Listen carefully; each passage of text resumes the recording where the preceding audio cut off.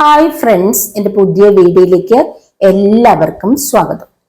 ഇനി നമുക്ക് ശുദ്ധമായ വെളിച്ചെണ്ണ എങ്ങനെയാണ് വീട്ടിൽ ഉണ്ടാക്കുന്നതെന്ന് നോക്കാം.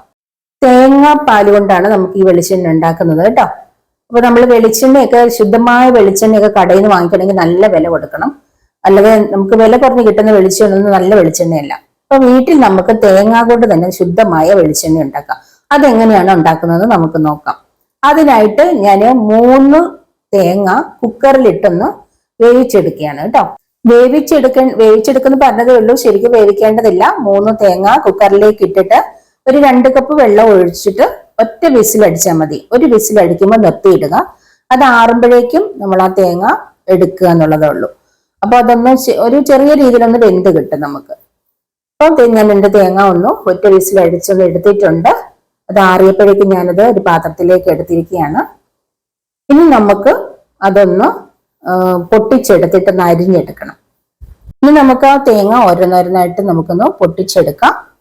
അതിനുശേഷം നമുക്ക് അതൊന്ന് അടർത്തിയെടുക്കണം. വളരെ പെട്ടെന്ന് തന്നെ അടർന്നു വരും, ഒരുപാട് ബുദ്ധിമുട്ടേണ്ടതില്ല. നമുക്ക് വെന്തതായതുകൊണ്ട് വളരെ പെട്ടെന്ന് തന്നെ അടർന്നു വരും. അതൊന്ന് ഓരോന്നോരോന്നായിട്ട് നമുക്കൊന്ന് അടർത്തിയെടുക്കാം.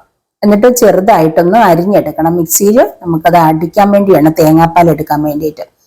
അപ്പോൾ ഞാൻ തേങ്ങ എല്ലാം അടർത്തി എടുത്തിട്ടുണ്ട്. ഇനി അതൊന്ന് ചെറുതായിട്ട് അരിയാൻ പോവാണ്. ഇനി നമുക്കതെല്ലാം ഒന്ന് ചെറുതായിട്ട് അരിഞ്ഞെടുക്കാമേ.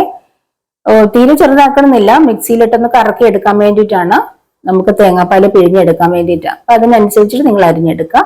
ഇനി നമുക്ക് മിക്സിയുടെ ജാറിലേക്ക് ഇട്ടിട്ട് കുറച്ച് വെള്ളം കൂടെ ഒഴിച്ചൊന്ന് കറക്കിയെടുക്കാം. കുറച്ച് വെള്ളം ഒഴിച്ചാൽ മതി. നമുക്കത് തേങ്ങാപ്പാൽ എടുക്കാൻ വേണ്ടിയിട്ടുള്ള വെള്ളമാണ്. നിങ്ങൾക്ക് അറിയാലോ, നമ്മൾ തേങ്ങാപ്പാൽ എടുക്കാറുണ്ടല്ലോ. അപ്പൊ അതുപോലെ ഒന്ന് കറക്കി എടുക്കുക. നമ്മൾ തേങ്ങ പിഴിഞ്ഞെടുക്കുക. ഒരു തോർത്തിലോ ചെറിയ ഒരു തുണിയിലോ ഒക്കെ വെച്ചിട്ടൊന്ന് നല്ല രീതിയിലൊന്ന് പിഴിഞ്ഞെടുക്കുന്നതായിരിക്കും നല്ലത്. നമ്മൾ അരിപ്പ ഉപയോഗിക്കുമ്പോഴത്തേക്കിനും ഒരുപാട് ടൈം എടുക്കും. ഇതാകുമ്പോൾ നമുക്ക് നല്ല രീതിയിൽ പിഴിഞ്ഞെടുക്കാൻ പറ്റും. ഇപ്പൊ നമുക്ക് തോർത്തുണ്ടെങ്കിൽ തോർത്തിനകത്തായാലും മതി. നല്ല രീതിയിൽ ഇങ്ങനെ ആ ഒരു പാലൊക്കെ ഒന്ന് പിഴിഞ്ഞെടുക്കുക കേട്ടോ. അപ്പൊ ഞാൻ ആ പാല് നന്നായിട്ടൊന്ന് പിഴിഞ്ഞെടുത്തിട്ടുണ്ട്. ഇച്ചിരി വെള്ളം കൂടിയാലൊന്നും കുഴപ്പമൊന്നുമില്ല കേട്ടോ. അപ്പൊ ഞാൻ 2 തവണ, ആദ്യത്തെ ഒന്ന് പിഴിഞ്ഞതിന് ശേഷം രണ്ടാമതൊന്നും കൂടെ ഒന്ന് അടിച്ച് പിഴിഞ്ഞിട്ടുണ്ട്.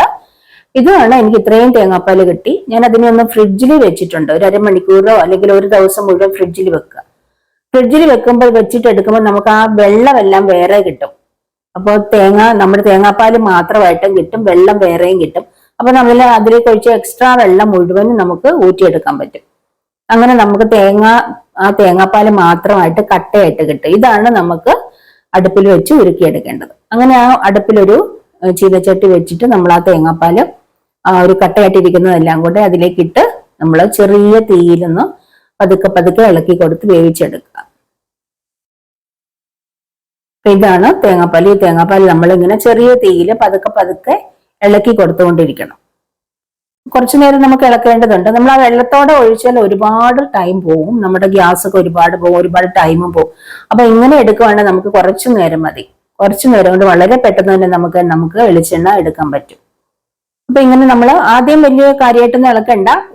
ഇച്ചിരി വലിയ പാത്രം വേണം. ചെറിയ പാത്രമാണ് തിളച്ച് കാണും. അപ്പൊ ഇച്ചിരി വലിയ പാത്രത്തിലേക്ക് തന്നെ വേണം അടുപ്പിൽ വെക്കാൻ. അപ്പൊ ഇപ്പൊ അതിന്റെ എണ്ണയൊക്കെ തെളിഞ്ഞു തുടങ്ങിയിട്ടുണ്ട്. വളരെ പെട്ടെന്ന് തന്നെ നമുക്ക് എണ്ണ ആയി വരും അത്. അപ്പൊ ഇങ്ങനെ നമ്മൾ ഇളക്കിക്കൊണ്ടിരിക്കുക. ആദ്യം അടുത്ത് തന്നെ നിന്ന് ഇളക്കണമെന്നില്ല. ലാസ്റ്റ് ആകുമ്പോൾ നമ്മൾ അടുത്ത് നിന്ന് ഇളക്കി കൊടുക്കണം. ഈ ഒരു സമയക്കുമ്പോൾ അടുത്ത് തന്നെ നിൽക്കണം, അല്ലെങ്കിൽ അടിയിൽ പിടിക്കും, കരിഞ്ഞു പിടിക്കും. അപ്പൊ വേണ്ട വെളിച്ചെണ്ണ നന്നായിട്ട് തെളിഞ്ഞു തുടങ്ങിയിട്ടുണ്ട്. ഇങ്ങനെ ഈ ബ്രൗൺ നിറം ആകുമ്പോഴത്തേക്കിനാണ് നല്ല രീതിയിൽ വെളിച്ചെണ്ണ വരുന്നത്. അപ്പോഴേക്കും നമ്മൾക്ക് സ്റ്റൗ ഓഫ് ചെയ്ത് കൊടുക്കാം. അങ്ങനെ വെളിച്ചെണ്ണ നല്ല രീതിയിൽ നമ്മുടെ വെളിച്ചെണ്ണ റെഡി ആയിട്ടുണ്ട് കേട്ടോ. നല്ല ഉരുക്ക് വെളിച്ചെണ്ണ റെഡി ആയിട്ടുണ്ട്. ഞാനിത് മറ്റൊരു പാത്രത്തിലേക്ക് ഒന്ന് ഒഴിച്ചു കൊടുക്കണേ. ഇങ്ങനെ കുറച്ച് ഒഴിക്കുമ്പോൾ അടിയിലെ മട്ടെല്ലാം അവിടെ മാറി നിൽക്കും. നമ്മൾ തേങ്ങ ആട്ടുമ്പോഴത്തേക്കിനും കിട്ടുന്ന അടിയിൽ വരുന്ന ഒരു സംഭവമില്ലേ, തേങ്ങാ പിണ്ണാക്ക് എന്ന് പറയുന്ന ഒരു സാധനമുണ്ട്, അതാണിത്. അപ്പൊ ഇത് നമുക്ക് ഇനി ഒന്നും കൂടെ ഒരു അരിപ്പ് വെച്ച് അരിച്ചെടുക്കണം.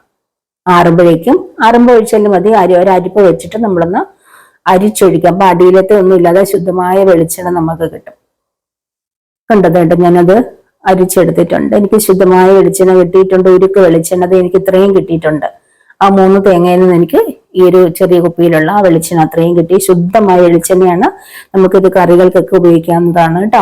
നിങ്ങൾക്ക് മുടിയിൽ പുരട്ടാൻ ഉപയോഗിക്കാം, എന്താവശ്യത്തിന് ഉപയോഗിക്കാം. അപ്പൊ ഇതുപോലെ നിങ്ങൾ തേങ്ങ ഉപയോഗിച്ച് ശുദ്ധമായ വെളിച്ചെണ്ണ തയ്യാറാക്കി നോക്കുക കേട്ടോ.